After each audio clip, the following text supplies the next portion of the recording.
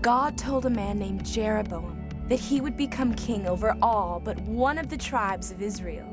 A short while later, Solomon died, and his son Rehoboam was named king. The people were unhappy with the heavy taxes placed on them and went to complain, along with their spokesperson, Jeroboam. The king refused to listen. Furious, most of Israel made Jeroboam their leader.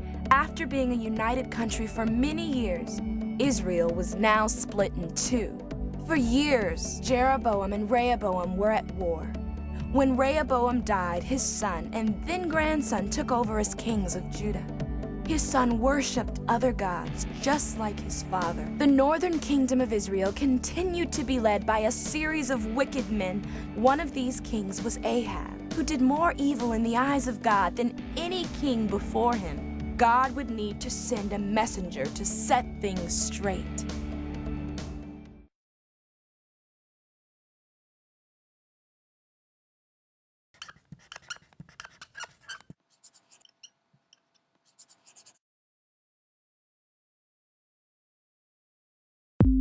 During the time that Israel was divided, God told a prophet named Elijah that there would be a drought in the land. He directed Elijah to leave the area and live by himself for 3 years near a ravine where he would have all the water he needed. One day, God told Elijah to go and confront King Ahab and his wife Jezebel about leading the Israelites to worship a false god named Baal. Elijah asked Ahab and all the people of Israel to meet him on the top of a mountain. Ahab brought 450 prophets of Baal with him. Elijah decided to conduct a challenge to prove that he followed the true God. 2 bulls were brought to be sacrificed. The prophets of Baal laid down pieces of wood and put the bull on it, but did not set fire to it.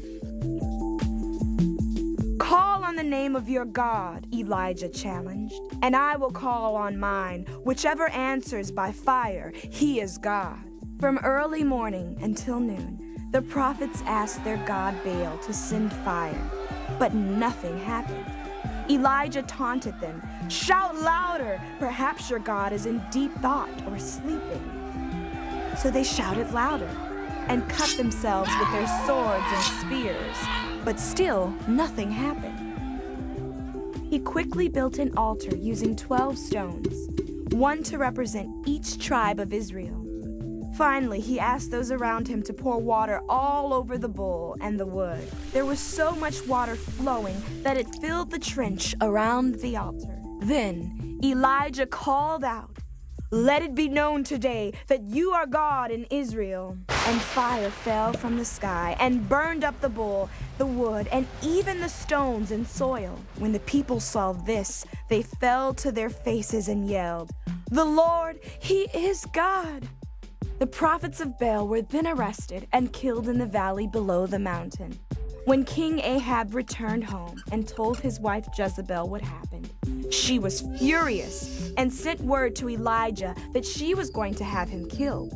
So Elijah fled to the wilderness. There he met an angel sent by God to take care of him, who gave him food and water.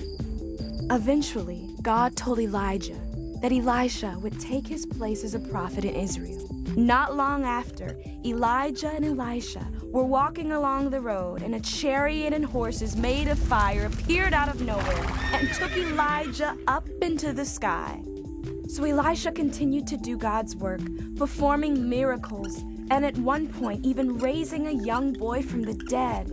Elijah stretched out his body over the boy and caused him to sneeze 7 times, bringing him back to life.